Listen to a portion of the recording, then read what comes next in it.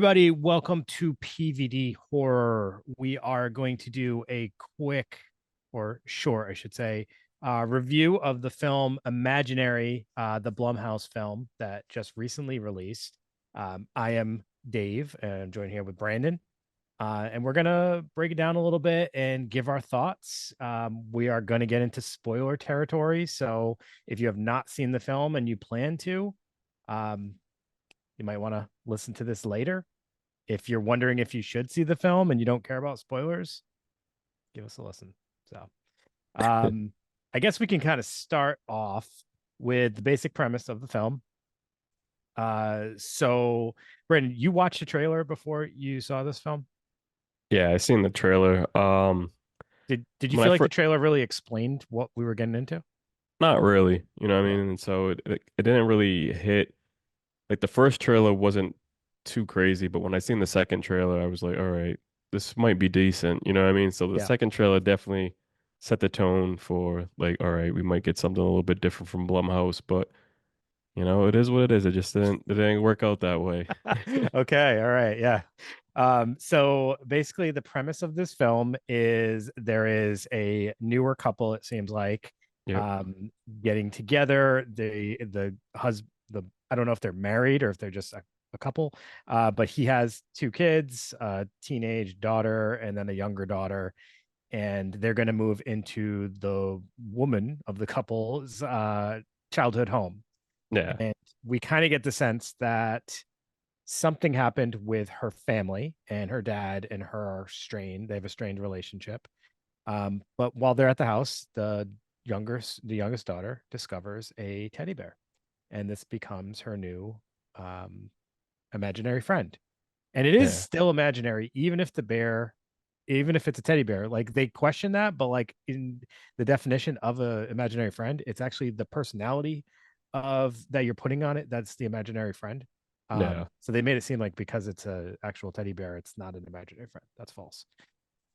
Yeah, definitely there's some twist in the end, so that's where Yeah, it kind of goes, but at the same time, I want to kind of go in this kind of being open and kind of being fair, but I just wasn't a child that had an imaginary friend, you know what I mean? yeah. I didn't So either. I didn't yeah, so either. you know what I mean? Like, so I really couldn't understand a lot that things were going through, you know what I mean? Like we work with kids that probably had like, that have one and everything like that, but just having that experience for myself, I couldn't put myself in those shoes and kind of even feel where any of these characters were coming from, Yeah. so. I put like personalities on my toys. Yeah. Like I pretended they were real, but like they not to like the point where it would be like back and forth conversation. Yeah, It was and more telling like you me what to act do. yeah, it was more like me acting out like if I had like two GI Joes or Yeah, something like that, but not like I'm having a conversation with something. yeah. Um Or G.I. Joe told me to kick your ass or some shit yeah, like that. You yeah. know what I mean? So, So as Brandon's kind of alluding to, like, eventually, the bear is having conversations with her and is starting to tell her to do things. Uh, the woman, her name's Jessica, the yep. um stepmom or the girlfriend or whatever. She like doesn't see anything wrong with any of this. She's like, oh, it's cute, and she's like kind of paying attention to it and thinking it's adorable. I felt like she was like purposely turning a blind eye to it or not questioning it because she saw the daughter as being like the in, because the teen daughter, the middle daughter, like the older daughter was like very much a brat and didn't want it, like, you're not my Yeah. mom. So like I feel like she was like overcompensating by trying to be nice to the young girl. Yeah. So the story focuses on Jessica and Alice and Taylor. So Alice and Taylor are, the musicians' daughters, like Dave was sitting there saying. So yeah, Taylor is the older daughter, is kind of giving Jessica a hard time. So yeah, like so I'm pretty sure like if anybody like it's set up like in real life, I mean when a dad gets a new girlfriend, and has issues with the other mom, I mean, and the kids are it takes a while for them to turn the corner, you know what I mean? So it Yeah. happens in life. So I think that they nailed, put the nail on the head with that part of the story. But just trying to sit there and do everything that where it was and then like going back into their old house, Jessica's old house, and I think that's what kind of like started things off a little bit because, I think there was a lot of mysteries that Jessica forgot about, growing up in that house. And so the film starts off kind of weird, I mean, because she's sitting there having some types of dreams and you can see like the father kind of going through some stuff and then like just seeing so many different Yeah, so they kind scenarios. of already tell us in the beginning that there was Yeah. something weird that happened, but then like they don't really explain that she doesn't remember those things Yeah. until Until much later. yeah. So like you're kind of questioning the whole time, like, why isn't she more like concerned about the Alice being attached to this bear? Or like Hmm. you're kind of wondering like why is she so oblivious to everything? Because we get that taste of like, oh, something weird happened with her and her dad in this house. Yeah. I felt like the setup to the film, the very beginning, felt like a Lifetime movie. Oh It, yeah. it felt kind of cheesy and corny, like, and I also like did not buy the relationships. Like, I felt like they had no chemistry. Like, Yeah.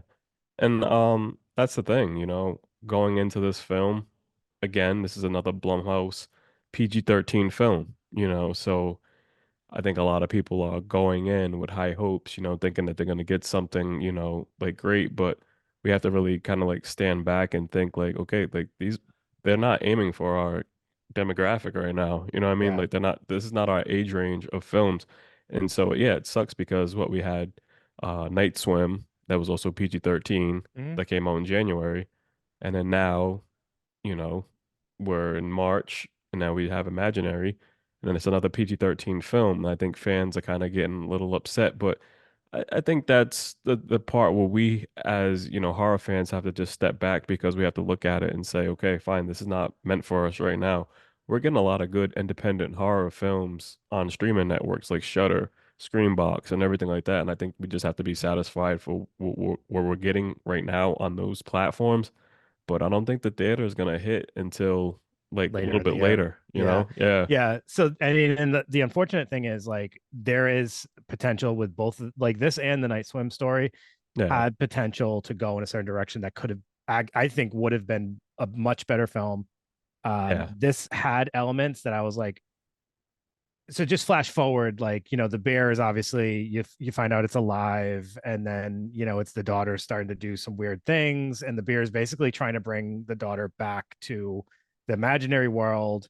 And Hmm. then we find out later that this is actually Jessica's imaginary friend from when she was a child, and she had kind of blocked all this out of her memory, and the bear actually doesn't even exist. That's like the big plot twist. The bear, nobody else can see the bear except for Jessica and Alice. So, like I said, spoiler alert. But I thought that was kind of cool. Like that this. So here's like something I thought was is kind of creepy, but cool. The idea that your imaginary friend is sitting at your childhood home waiting for you, like you walked away from it, like you abandoned it. Yeah. Like that's kind of a cool premise. And even the Yeah. idea that it's going to try to take another kid and like bring him to this world so it can never leave is also kind of a cool premise. Hmm. And like you said again, like, when it first started off, it felt like more of like a Lifetime film.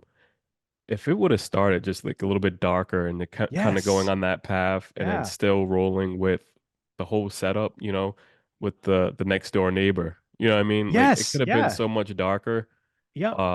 But and then it was just like when everything kind of started going off, and then you start to get the idea like what the next door neighbor was about, and her story started to unfold.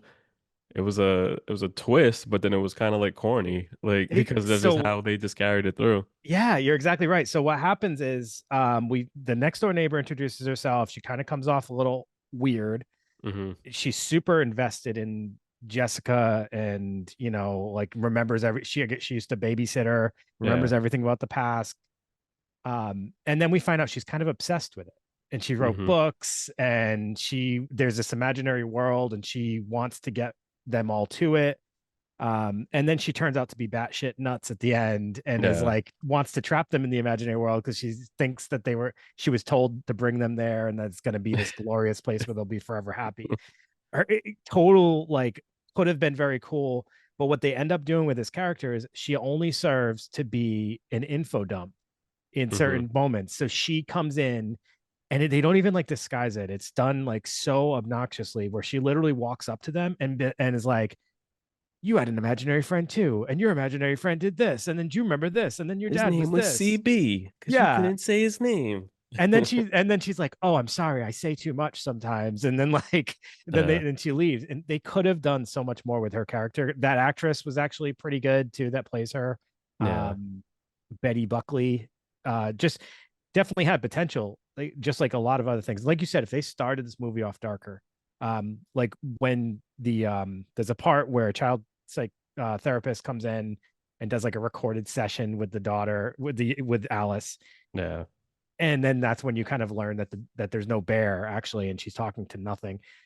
That scene started to get dark, and then yeah. Jessica's discovery like kind of gets dark, and you're like, oh, all right, maybe this is actually going to go in a good direction now.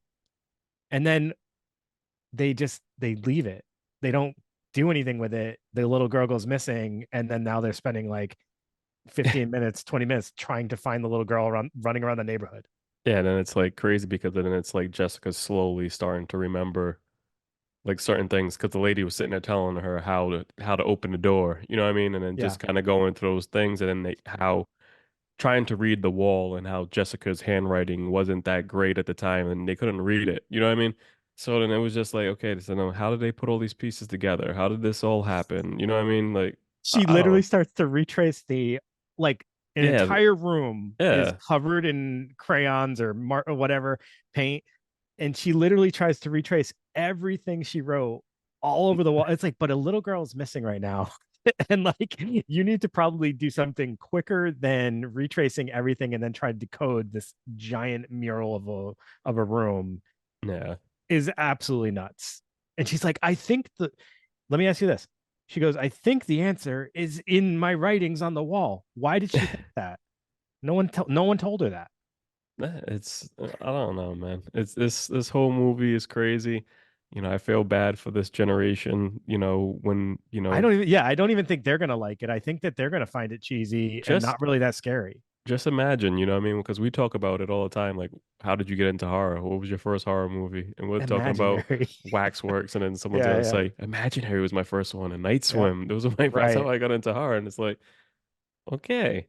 But Sure. that's what it is right now, you Yeah. know? And so they're just playing it safe, you know, and It's I feel it's totally cashing in on like a thing right now too that like they know is gonna get people in seats. Like yeah. stuffed animals, like like evil Teds, basically. Like that's like a popular thing that's with Five Nights at Freddy's coming out with like, the giant animatronics, like anything that's related to like stuffed animals or kind of like furries is gonna get people in seats. I'll have to say, you know, the look of Chauncey when he transformed into like, you know, more of that beast, you know what I That mean? evil beast. It was just like, okay, like this is cool, but it still wasn't done the right way. You No, know what I mean? It they wasn't barely done did anything with that. barely did. Yeah, no, you're exactly right. Everything felt like, oh, this has a potential to be cool, or they're just about to do something cool, and then they'd ruin it with something not cool, or just Yeah, ending it. The definitely. imaginary world in general, I It was I all right. It wasn't bad. I thought the imaginary world was cool. If they would have done more in there, I would have like in there, like how they had all the different rooms that could have had like different nightmare scenarios.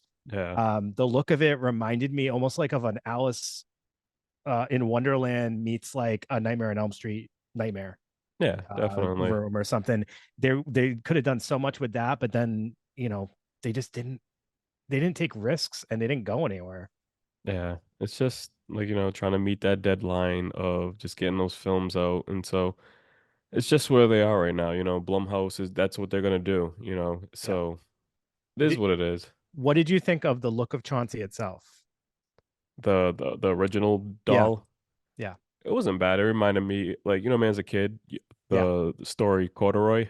yep, yep, Yeah, so for me, like it kind of went there, and it was cool. It wasn't bad because it was just like, all right, it didn't have some like fancy teddy bear that was yeah. like digital or something like that. It was just like a original bear, like you know that anyone would have, and so it kind of just reminded me, kind of like you know when Chucky first came out with Child's Play, and just that innocent look on Yep. him as a doll.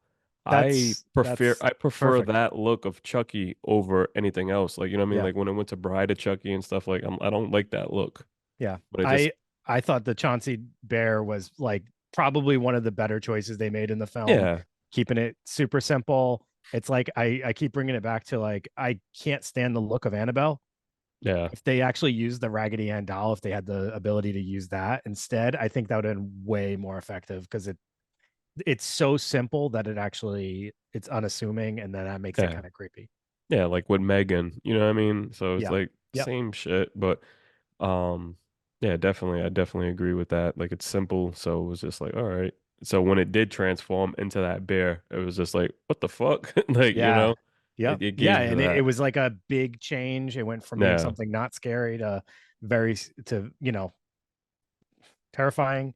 Yeah, so Uh I didn't see this with my kids. So I had seen it by myself. So my kids my son was sick and my daughter was out of town. So I was like, all right, I'm gonna go check this out. So I don't know how like the kids' views are on that right now, but you know, like I said, like speaking from me, like this wasn't for us, you know what I mean? no, So no, definitely not for like seasoned horror fans. yeah, I don't it's that safe horror movie that if you're having a sleepover and you're inviting kids over and you're like, okay, you guys can watch this because I don't want to hear this kid's mom's mouth complaining to me about watching Freddy Krueger or some shit like yeah, that. yeah. Like playing it Yep. safe, have fun with this movie. See you later.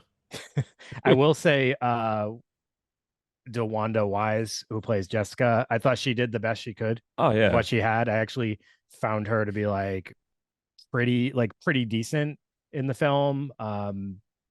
She Yeah, she wasn't bad. I think she definitely carried the role yeah, and like it was weird because the boyfriend or the husband. That guy was from The Walking Dead, right? I don't know. He Yeah, looks yeah, he's super from the walk. familiar, but that now that you say that, like he Yeah, he's a looks dude from The Walking Dead. I don't know his character name because I stopped watching the fucking show. yeah, But he was that guy with the long hair that kind of wore that like the Jesus guy. the hat. Yeah, that was him. I didn't connect it in the moment, Yeah, but that was like him. now you say that, and she was in Jurassic Park, Okay. Dominion. Yep. Yeah, I really liked her in this. I thought she did a great job. There's only so much you could do. Yeah. I couldn't stand the older daughter, um, but like I guess that's kind of intentional. That That yeah, that trope's getting old though, like the angsty teen. I get it. Like yeah, that definitely fits with what's going on, but it's always the same. It's always the older teen is the hard one. The young mhm. one is like the easy one to get into, like get in with, but she's like conflicted because she doesn't want to like betray her sister or her bio mom. Yeah. You got to mix it up a little bit, I think, though. Yeah, and then so on top of that too, like yeah, like you just said, the bio mom, it was just so much going on in this story. You Yeah, know, the she's bio still in there. moms, you can tell like she had her own issues, you know what I mean? So Yeah, she had that, and then it was like crazy because it was like, oh, Chauncey brought mom here, you know what I mean? yeah, And then like he made mom look like beautiful, like he had her like dressed up and shit. yeah. So it was like, so the mom seen him? Like how did like what happened here? I totally didn't get like how that was. Is that actually her mom? Is it just a version of her mom that No, like, no, no. That came to the house, remember? And they had her yeah. taken off in the police custody I was first curious time. if like the mom we see though in that imaginary world, is that really Oh her no, or is no, it that like wasn't a her. No, doppelganger of her or no, something, yeah, you it know? wasn't her, but I think it was just like Oh yeah, Chauncey brought Chauncey. her in that moment when she has like the breakdown. Yeah. All right. Yeah, I didn't even think of that to be honest with you. Like what the hell got her there? Yeah, so that's why it was weird because he goes, Chauncey brought mom here and made her look nice. And you know, and so it was kind of just like she escaped from somewhere too. I think Yes. that's what happened. So it was Yeah. just there was a lot going on Too in much. that And that felt moment. like there was probably like a whole storyline there that like kind of got minimized or cut down, probably because it was, you know, would have made the Yeah. movie too long because they had to probably get it down to like an hour and 30. And I've been seeing a lot of reviews, you know, for this, and a lot of people have been giving it like 4 out of 10. Like these are coming from big name, you know, film critics and stuff like that. And even in social media, you know what I mean, online, you know, people aren't happy with this. They're like, this is a pile of shit, you know, Yeah, yeah. no one's happy with it. But it is what it is, you know. It's not for us. That's the only way I can look at this I right think it's now. in my opinion, I think it's one step up from Night Swim, but Yeah. like so not what. we are hoping to see right now. So No. luckily, we got Uh, The Omen, we got the Strangers, we got plenty coming up. So we'll just see. we will see. So yeah, so I don't know. Out of 5 stars, what would you give it?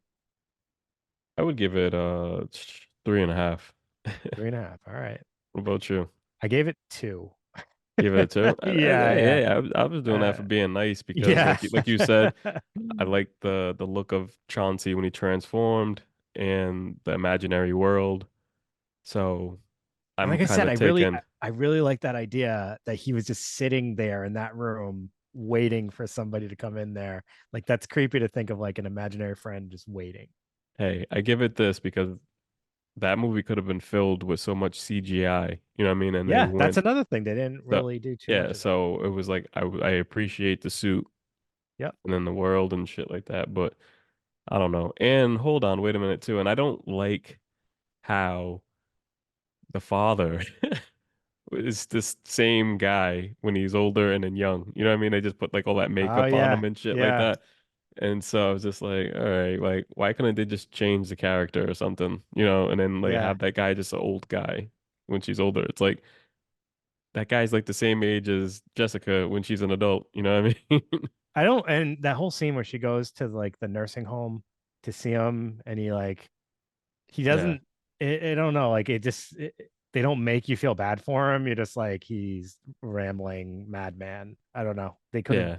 They should have done more like trying to build that. So you like had some feelings towards him prior to the way he is now, I think.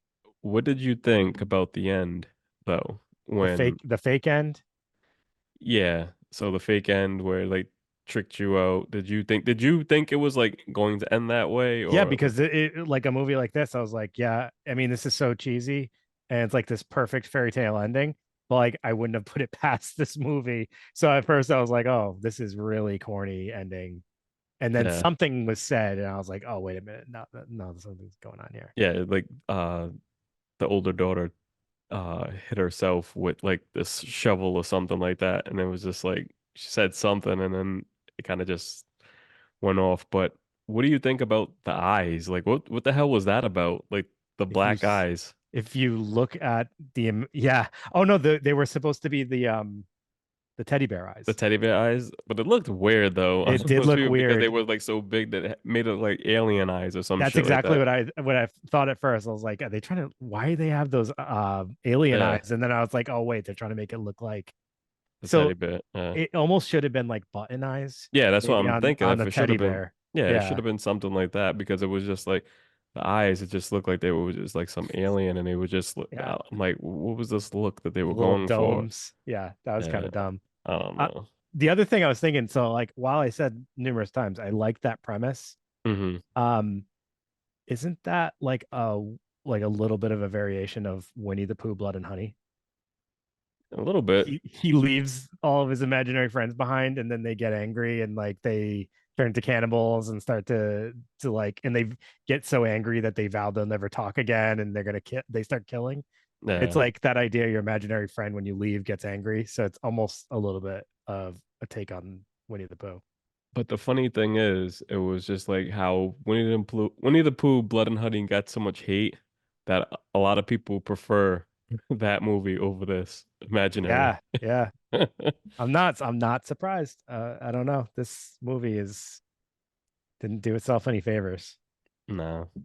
Well, Eh, hopefully it doesn't, I think that all the actors and actresses in this film, I think they'll have like a good career, but I don't think that this project shouldn't stop them for I mean, you know what I mean, for them to be looked at as like bad actors and yeah, stuff like that because of this. Because I think those the kids and everyone, I think they can do like a good job. Like and yeah. then like this Jesus guy, like you said, he was in The Walking Dead. He was one of the characters for a while. Uh, so Everybody did fine with what they yeah, had. I it's wasn't just like, yeah, I didn't find it to be about the performances so much. And yeah, also, you can't force chemistry. So if no, a couple just doesn't look like they have chemistry together, it's like watching them kiss. It just did not feel natural at all, and it has nothing to do with the way they look. It's just there was the chemistry between the two. They just did mm, not feel like they would be a couple in real life. So Yeah. And so yeah, what was the theater experience for you? Was it like a full packed theater And or a probably about 6 people in the theater, the whole okay. movie. So when I had gone, I want to say it was probably it was a little packed Was it? and yeah, and it was quiet. There was no like none of the jump scares really were scaring anyone like that. Hmm. But there was like one guy inside the theater, like at the end when they were stuck in the world and they were trying to like run and shit. He's like, get out, hurry up and get out. I'm saying, like, dude, it's not that deep right now. Yeah, Like, yeah. chill, it's not that serious.